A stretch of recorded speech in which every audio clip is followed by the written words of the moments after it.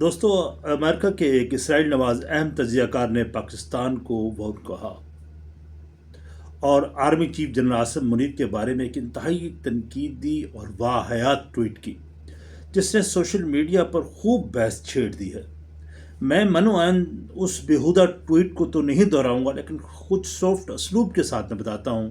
Michael Reuben نے اپنی حالیہ آرٹیکل میں لکھا ہے کہ واشنگٹن کی نظر میں پاکستان کوئی مستقل اتحادی نہیں، بلکہ ایک عارضی پارٹنر ہے جسے ضرورت پڑنے پر استعمال کیا جاتا ہے پھر چھوڑ دیا جاتا ہے، اور اس نے جنرل عاصم منیر کو اس پالیسی کا حصہ قرار دیا۔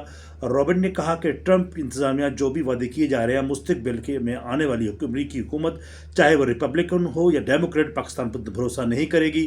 یہ ایک تجزیہ کار کی رائے ہے، لیکن یہ امریکی پالیسی کے بارے میں بہت سے سوالات کو اجاگر کرتی ہے۔ آپ اس کے بارے میں کیا سوچتے ہیں؟ کمنٹ ضرور کیجیے گا۔ اگر آپ کو انفارمیشن پسند ہے تو لائک اور شیئر کیجیے۔ اللہ پاکستان کا حامی و ناصر ہو۔